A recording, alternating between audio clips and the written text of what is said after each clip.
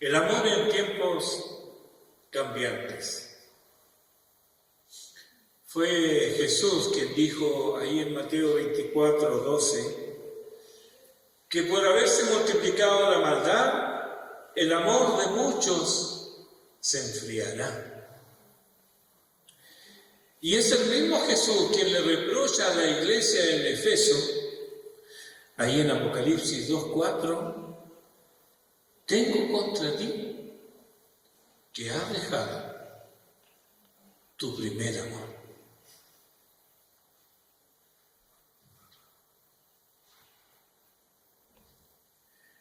El amor debiera ser constante,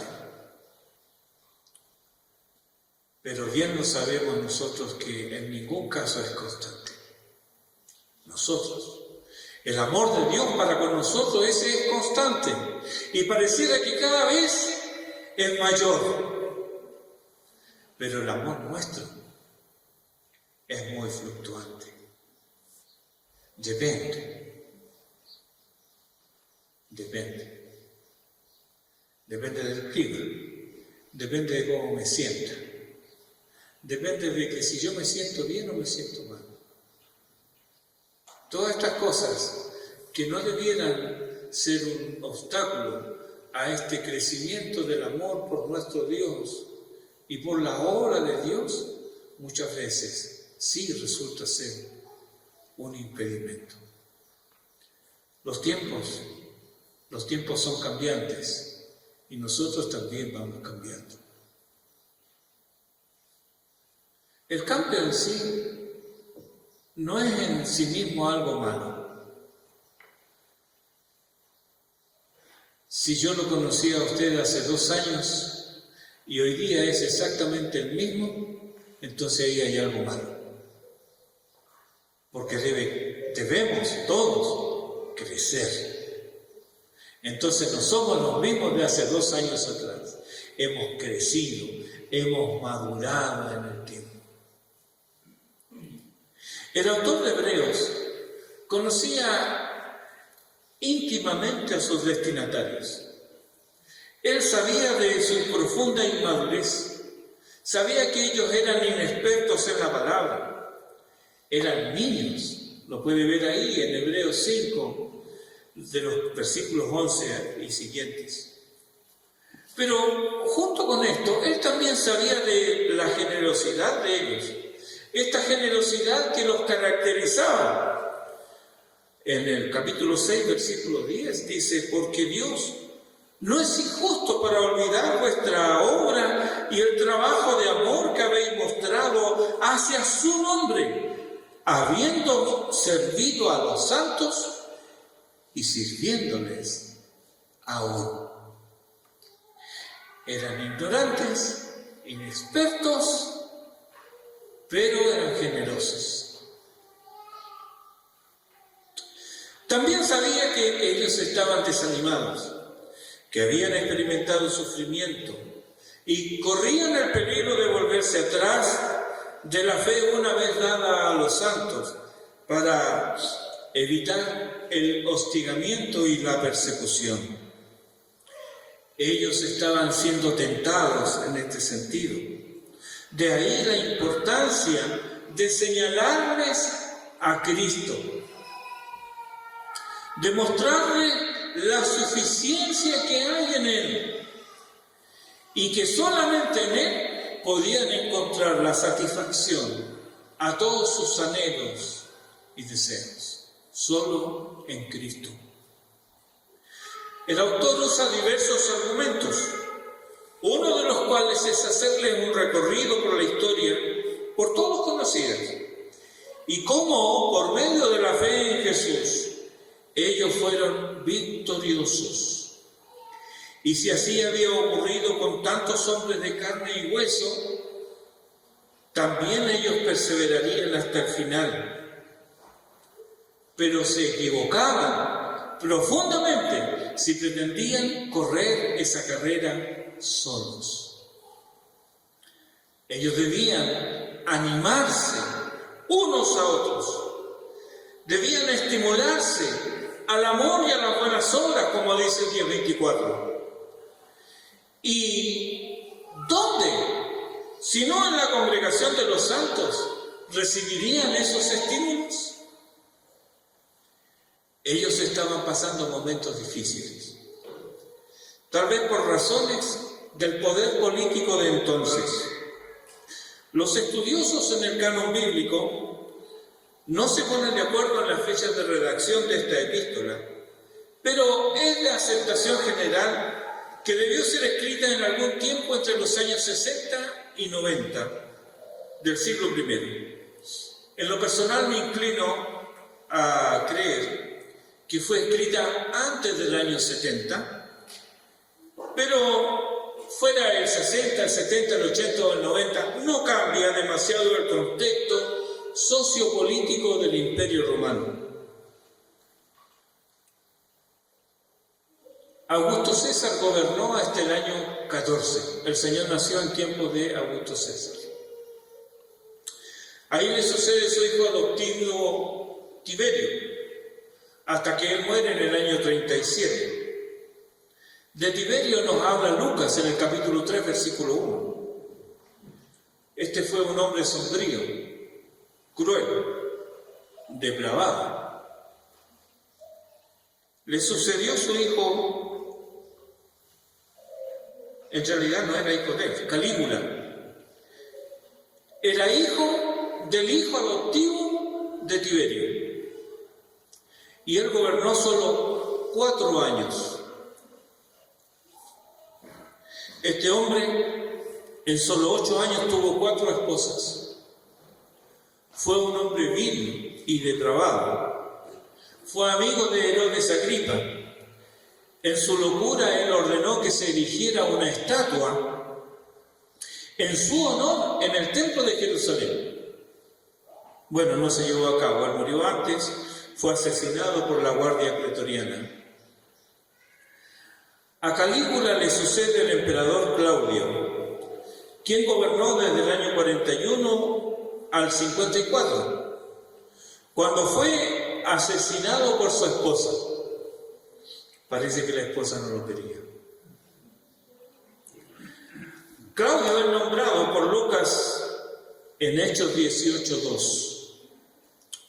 A Claudio lo sucede su hijo adoptivo, que era hijo de su esposa, no me acuerdo si era la tercera o cuarta esposa, y este es el tristemente célebre Nerón.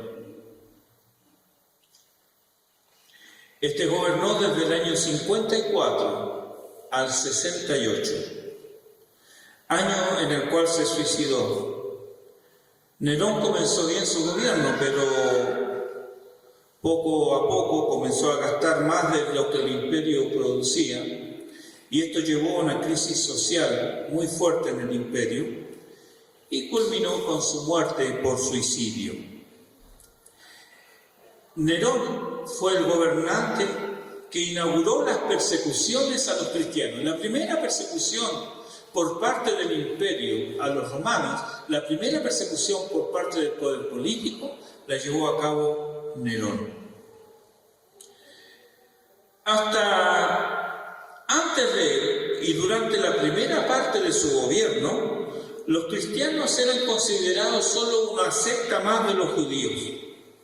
De ahí la explicación que tenemos de Hechos 18:2, donde los cristianos deben salir de Roma, no por ser cristianos, sino porque se los consideraba judíos, entonces debían salir de Roma.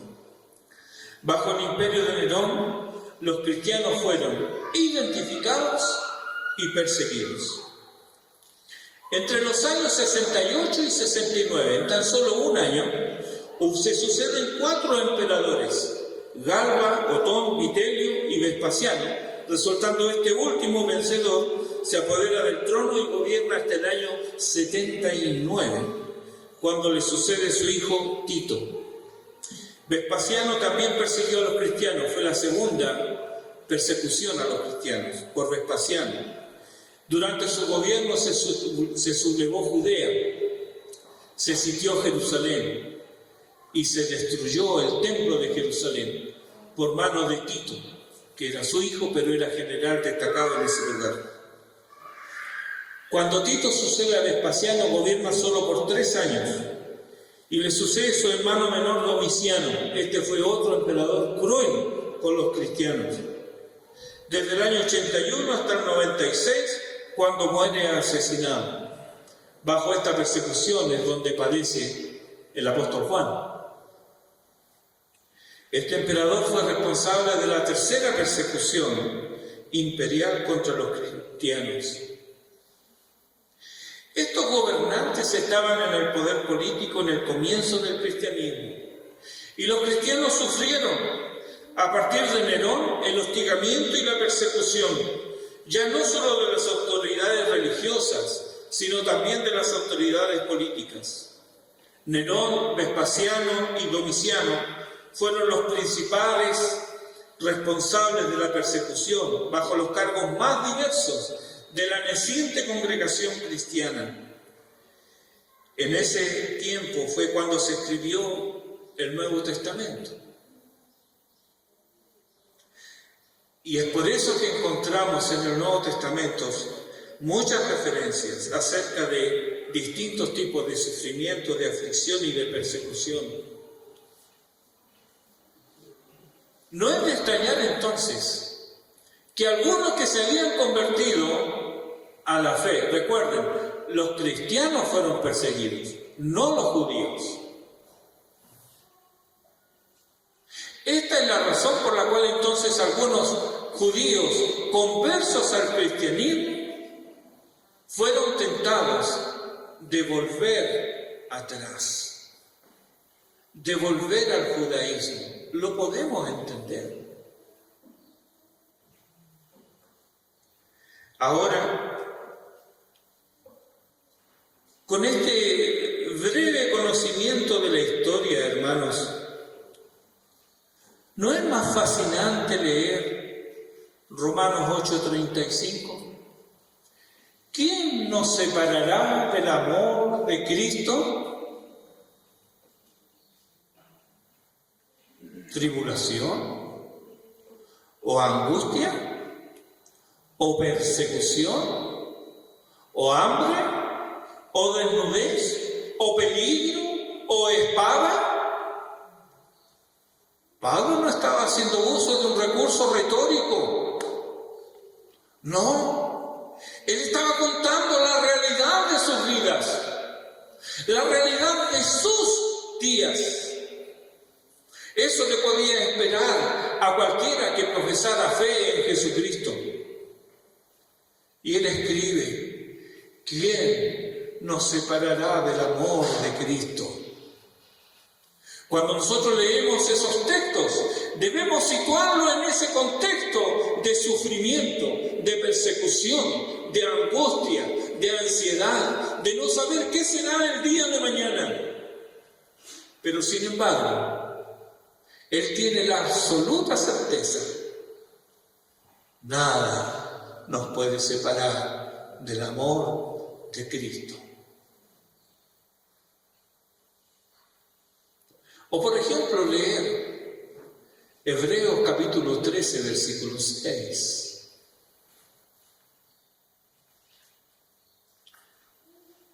De manera que podemos decir confiadamente: el Señor es mi ayudador. No temeré lo que me pueda hacer el hombre. Podían arrastrarlos al cadalso. Podían arrastrarlos a las cárceles. Podían hacerles sufrir. No temeré. El Señor es mi ayudador. Tremendos textos cuando consideramos su contexto. Ahora, para estos tiempos cambiantes, en los cuales el cristiano equivalía a ser enemigo del Estado, ellos debían poner sus ojos en Jesús y su cruz, En Jesús y su sufrimiento, dice el versículo 3 del capítulo 12, para que vuestro ánimo no se canse hasta desmayar. Sí, hermanos, a eso añádale las aflicciones de cualquier mortal, enfermedad, escasez. A eso añádale el peligro de ser perseguido, denunciado, confinado, castigado, hostigado, torturado. Este es el contexto sociopolítico en el cual el autor sagrado les recuerda. Hebreos 13:1. Permanezca el amor fraternal. En tiempos de angustia y de aflicción, cada uno ve cómo salvarse, ¿verdad? Es lo más normal. No, primero yo y mi familia. Los demás, que ellos se arreglen. No, permanezca el amor fraternal. Nada de acobardarse, nada de bajar la guardia, nada de acomodarse a la normalidad social y tomar como norma lo que Dios condena. Es ahora, en este tiempo de persecución, donde es menester mantener la pureza doctrinal, pureza que no consiste en dichos, sino también va acompañada de hechos. Perdón, no solo consiste en dichos, sino que también va acompañada de hechos. ¿Por qué las naciones recuerdan a sus héroes? Porque ellos contribuyen a un sentido de unidad, de sacrificio, de esfuerzo, de honor y gloria. Las naciones recuerdan a sus líderes, honran sus memorias y llaman a los connacionales a imitar su ejemplo. De la misma manera, el autor sagrado, en medio de estos tiempos turbulentos y cambiantes, los llama a recordar a sus dirigentes que ya no están, pero cuyas vidas marcaron el camino a seguir. Versículo 7. Acordaos de vuestros pastores. Acordaos, en este texto, significa traer de nuevo a la mente aquello que sabéis acerca de una persona. Esto es más que el mero recordar, es traer a la mente los consejos y la conducta de aquellos que Dios usó para exhortarlos y animarlos cuando ellos estaban. Ellos, los destinatarios de Hebreos, le habían conocido. Sabían que en algunos casos habían dado su vida en el servicio a Dios y a la iglesia. Ellos os hablaron la palabra de Dios. Estos son los dignos de recordar. Estos hay que recordar, aquellos que os hablaron la palabra de Dios. De paso nos dice MacArthur, aquí se nos describen algunos de los deberes de los pastores. 3. 1. Dirigir. 2. Hablar la palabra de Dios. Y 3. Establecer el modelo de fe que el pueblo debe seguir. La palabra traducida aquí como pastores es diferente a la usada por Pablo o por Pedro, viniendo a significar guía, señalar el camino o gobernar. Pero aunque levemente diferente, su significado esencial es igual. Ellos les habían guiado, ellos les habían señalado el camino y habían sido como padres para ellos. Lamentablemente, muchos de nosotros no venimos de contextos parecidos. Algunos han sufrido a guías ciegos. Otros han tenido pastores que no cuidaban de las débiles. Y otros los tenían solo que trasquilaban y trasquilaban, sin proveer ni alimento ni dirección. Hay para estos pastores inútiles, pero ese juicio pertenece al Señor. Pero si el pastor es tu guía, ¿te sometes a su liderazgo? Si el pastor te señala el camino, ¿lo sigues? Ellos deben recordar a quienes os hablaron la palabra de Dios. Nota aquí, no son las palabras de ellos las que cuentan, no son sus ideas a tener en cuenta, no, lo que cuenta y deben recordar es que hablaron la palabra de Dios. Donde hablaron está en pasado, porque ellos ya no estaban entre los oyentes. Y no porque antes hablaban la palabra de Dios y ahora no. ¿Se entiende? Aquí también hemos de lamentar la ausencia de palabra de Dios en muchos púlpitos. Pero este hecho fatal no obedece a una responsabilidad compartida por el pastor y la congregación.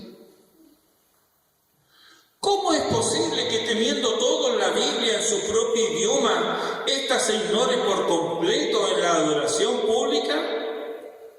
¿No será que en el fondo no se quiere saber el contenido de la Biblia porque ésta nos condena, señala nuestro pecado y nos advierte del juicio de Dios? ¿No será esa la razón por la cual estamos o estuvimos tan cómodos en lugares donde no teníamos la palabra de Dios? Ahora, hermano, tú que prestas atención a la predicación bíblica, que deseas y anhelas la exposición de la palabra de Dios, ¿cuánto colaboras para que esto sea así? ¿Compartes regularmente de tus cosas buenas para el avance del reino de Dios y la manutención del culto público?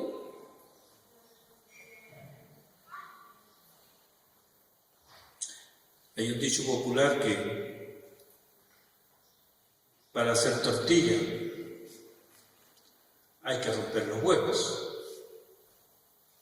¿verdad? Con esto, ¿qué queremos decir? Que hay un costo. Considerando la generosidad que les reconoce el autor sagrado a sus lectores, aquí hablando de los hebreos, no hay duda que ellos apoyaron a sus pastores, a quienes insta ahora a recordarlos. Dice el texto que ellos debían considerar cuál haya sido el resultado de su conducta e imitar su fe. Aquellos siervos del Señor habían dado un hermoso ejemplo de fidelidad a la palabra, la cual recibieron de los apóstolos del Señor. También habían mostrado fidelidad hasta la muerte en su testimonio y servicio al Señor y a la grey del Señor, de manera tal que el recuerdo de ellos y de su obra sería un poderoso aliciente para estos hermanos en este tiempo de aflicción y de persecución. Estos pastores eran hombres semejantes a ellos, sujetos a debilidad, pero Dios los había usado y mostrado en ellos el poder de la obediencia y de la fe en Dios. Debían considerar cómo se comportaron hasta el final de sus vidas, hablándoles la palabra de Dios. Imitar su fe puede referirse tanto a la creencia correcta acerca de la persona y la obra de Jesucristo, a la cual se rindieron firmemente, o también fe, aquí puede referirse a la fidelidad al Señor. Y tal vez el sentido correcto de esta expresión sean ambas afirmaciones, tanto la creencia correcta como el mantenerse fiel hasta el final. Recuerde que una de las acusaciones que pesaba sobre los cristianos es que eran ateos, porque no honraban a los dioses y porque se negaban a rendirle culto al emperador, negando que el César fuera el Señor y afirmando que solo Cristo era el Señor. Por eso ellos eran considerados ateos y enemigos del Estado. Y aunque los tiempos son mutables y los líderes de las naciones vienen y van, Jesucristo es el mismo ayer y hoy y por los siglos.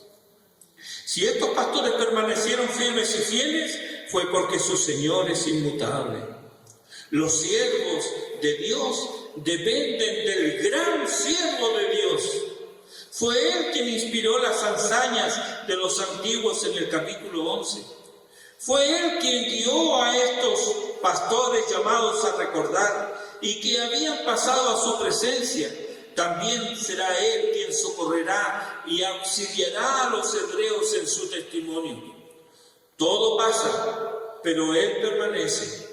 Aquellos ministros piadosos y fieles estaban muertos, descansaban en el Señor, pero el Señor de la iglesia estaba vivo, la cabeza, el sumo sacerdote de los fieles. El obispo de sus almas vive para siempre y siempre es el mismo. Cristo es el mismo tanto en el Antiguo Testamento como en los Evangelios y siempre será así para su pueblo. Lleno de misericordia, grande en poder para salvar y absolutamente suficiente para los anhelos del alma sedienta y hambrienta de Dios. Él aún satisface el hambre del peregrino. Él anima al que desfallece, sacia la sed del sediento, alienta al tembloroso, socorre a los débiles, da fuerza al cansado y da la bienvenida a los pecadores que vienen a Él en arrepentimiento y fe. Él aún rechaza al soberbio, mira de lejos al altivo, aborrece al hipócrita, detesta la confesión solo de labios y abomina del orgulloso. Él todavía llama y salva, y a quienes salva les enseña a amar la justicia, a perseguir la santidad y a aborrecer el pecado. Fue así en el pasado, es así en el presente y así será siempre. Las modas vienen y van. Lo que hoy los hombres pregonan con fervor, mañana lo olvidarán. Pero Jesucristo permanece por los siglos de los siglos y de igual manera su palabra. El hombre es como la sombra que se desvanece, pero Jesucristo es como el sol que alumbra a todo hombre. Él ministra a la diestra del poder para proveer perfectamente y totalmente para las necesidades de los santos. Él es el gran instrumento de todos los siglos en quien los fieles pueden descansar por provisión, por ayuda, por consuelo, por salvación. Él es la roca de los siglos. Ese es nuestro consuelo y el secreto de nuestra manera de vivir, tal como lo fue de los verdaderos pastores de antes y de ahora. En la hora crucial tenemos a quien acudir y esto acrecienta nuestro amor por Él. Mira cómo esta verdad aparece en el salmista, autor del Salmo 116. Amo a Jehová, pues ha oído mi voz y mis súplicas, porque ha inclinado a mí su oído, por tanto le invocaré en todos mis días. Me rodearon ligaduras de muerte, me encontraron las angustias del Seol, angustia y dolor había yo hallado. Entonces invoqué el nombre de Jehová, diciendo: oh Jehová, libra ahora mi alma. Clemente Jehová y justo, sí, misericordioso nuestro Dios. Jehová guarda a los sencillos. Estaba yo postrado y me salvó. Vuelve, oh alma mía, a tu reposo, porque Jehová te ha hecho bien, pues tú has librado mi alma de la muerte, mis ojos de lágrimas y mis pies de resbalar. Andaré delante de Jehová en la tierra de los vivientes. Creí, por tanto hablé, estando afligido en gran manera, y dije en mi apresuramiento, todo hombre es mentiroso. ¿Qué pagaré a Jehová por todos sus beneficios para conmigo?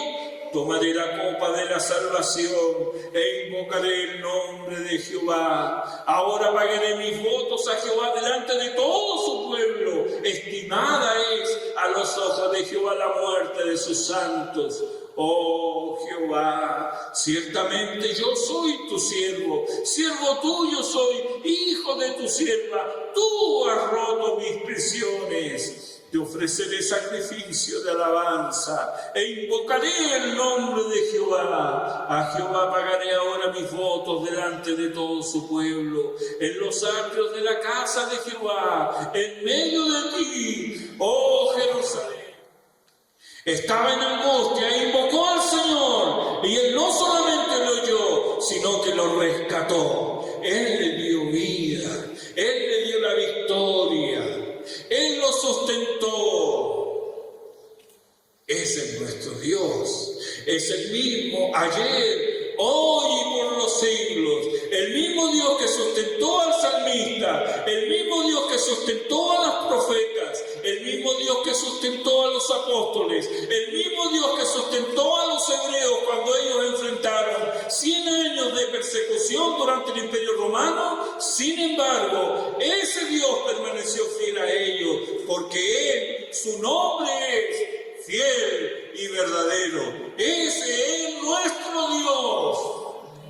Podemos ir a Él, podemos confiar en Él. Podemos ir a Él con nuestras vicisitudes y nuestros problemas, pero asegúrate de ir ante Él con la actitud correcta, no como quien demanda, sino como dice el salmista, como los ojos de la sierva miran la mano de su señora, como los ojos del siervo miran la mano de su señor, así también que te mire mi alma, así también debemos esperar de nuestro Dios que Él tenga misericordia, porque Él es grande en misericordia. Ese es nuestro Dios.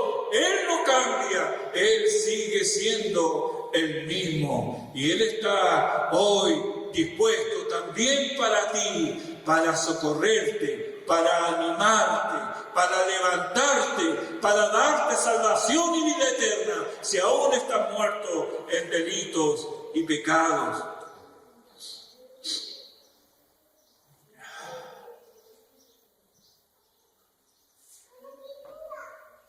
Ahora quiero leerte la oración de un hombre que está solo contra el mundo.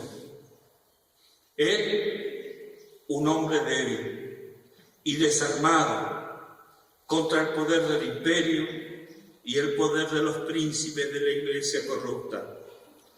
Hombre débil, sí, pero se fortaleció en el Señor. Hombre desarmado, sí, pero armado solo de su fe en Dios. Y él oró así. Oh Dios, todopoderoso Dios eterno, cuán terrible es el mundo. Mira cómo su boca se abre para tragarme, y cuán pequeña es mi fe en ti. Oh, cuán débil es la carne, y cuán fuerte es el poder de Satanás. Si tuviera que depender de la fortaleza del mundo, todo se acabaría. La campana de la muerte ha sonado, la sentencia ha sido dictada. Oh Dios, oh mi Dios, tú ayúdame en contra de la sabiduría de este mundo. Haz esto, te lo ruego, tú deberías hacer esto por tu gran poder. La obra no es mía, sino tuya. Yo no tengo nada que ver aquí, no tengo nada por lo cual contender con estos hombres grandes del mundo. Preferiría vivir mis días con paz y felicidad, pero la causa es tuya, y es justa y eterna. Oh Dios, ayúdame, oh Dios fiel e inmutable. Yo no me apoyo en el hombre porque sería vano. Lo de los hombres es inestable. Todo lo que procede de él fallará. Dios mío, ¿no me escuchas? Dios mío, ¿acaso no vives más? No, tú no puedes morir. Solamente te estás ocultando. Me has escogido para este trabajo, yo lo sé. Por eso, oh Dios, cumple tu voluntad. No me abandones. Por el amor de tu amado Hijo Jesucristo, mi defensa, mi escudo y mi fortaleza. Señor, ¿dónde estás? Dios mío, ¿dónde estás? Ven, te lo ruego, estoy listo. Mírame, preparado para ofrecer mi vida por tu verdad, sufriendo como un cordero, porque tu causa es santa y es solo tuya. No te dejaré ir, no, ni aún por la eternidad. Y aunque el mundo estuviera saturado de demonios y este cuerpo que es obra de tus manos fuese arrojado y pisoteado, cortado en pedazos y consumido hasta las cenizas, mi alma es tuya. Sí, tu propia palabra me lo asegura. Mi alma te pertenece y habitaré contigo para siempre. Amén. Oh Dios, envía tu ayuda. Amén. Así oró Martín Lutero. El día antes de comparecer por segunda vez ante la majestad imperial y los príncipes de la Iglesia, quienes exigían que él se retractara de todos sus escritos, ¿cómo pudo oponerse al Papa y al Emperador, a los concilios y a los credos y a toda la organización de la autoridad del cristianismo de entonces? ¿Cómo pudo él contradecir a los académicos de la época y a los más altos oficiales de la Iglesia, a la que él mismo pertenecía, al menos jerárquicamente? ¿Cómo es que prevaleció en su mente su propia interpretación bíblica en oposición a todo el mundo académico? Ah, queridos hermanos, es que la luz prevalece sobre las tinieblas. El mal no puede triunfar, y si lo hace solo momentáneamente, el bien y la verdad prevalecerá, porque este es el mundo de Dios. Él es el soberano y hará prevalecer la justicia. Y todos cuantos se ponen del lado de la justicia y la verdad, tienen en Dios y en Jesucristo un aliado. Lutero se fortaleció en el Señor y en el poder de su fuerza.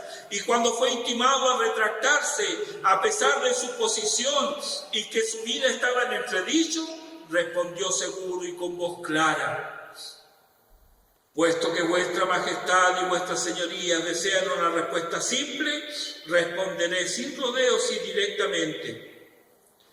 A menos que sea convencido por la Escritura y por la razón clara, yo no aceptaré la autoridad de los papas y de los concilios, porque ellos se contradicen unos a otros. Mi conciencia es cautiva de la palabra de Dios, por ello no puedo retractarme de nada, porque ir en contra de la conciencia no es bueno ni es seguro. Esta es mi posición, no puedo hacer otra cosa. Que Dios me ayude. Amén. Lutero sabía del carácter inmutable de Cristo. Lo mismo que el autor de Hebreos, cuando cita del Salmo 112 en Hebreos 1:12, pero tú eres el mismo y tus años no acabarán. Y también en el capítulo 7, versículos 24 y 25, mas este, por cuanto permanece para siempre, tiene un sacerdocio inmutable, por lo cual puede salvar perpetuamente a los que por él se acercan a Dios, viviendo siempre para interceder por ellos. Él intercede por nosotros hoy. Él nos representa ante la presencia de Dios. Él es nuestro sacerdote para siempre. Él fue constituido por Dios a favor de los hombres. Él se muestra paciente con los ignorantes y extraviados, puesto que se compadece de nuestras debilidades. Su calidad sacerdotal sempiterna es afirmada en el capítulo 5, versículo 6, en el capítulo 6, versículo 20 y 4 veces en el capítulo 7. Así, para los destinatarios de esta epístola, Jesús es el mismo. Jesús no cambia. Jesús es inmutable. Para nosotros, aquí y ahora, significa lo mismo. Dependemos de Él y separados de Él no somos nada. Él todavía se complace en tener misericordia y en extender su gracia. Él todavía salva al pecador, no importando lo sumergido que esté en las miasmas del vicio y de la maldad. Su brazo no se ha acortado para salvar. Su oído oye el clamor del pecador arrepentido. Por lo tanto, ven, amigo, a Jesús. Él no te rechazará. Ven arrepentido, deja tu carga de pecado al pie de la cruz. Él te dará descanso. Él te limpiará de todos tus pecados, tal como el leproso se mostró ante Él y le pidió: Señor, si quieres, puedes limpiarme. Tú entonces oirás lo mismo que el leproso oyó de labios del misericordioso Salvador: quiero ser limpio. Está escrito, Él lo dijo, aquel que es el mismo ayer, hoy y por los siglos, aquel que es la verdad y la vida. Jesús es su nombre. Él dijo: al que me viene, no le echo fuera.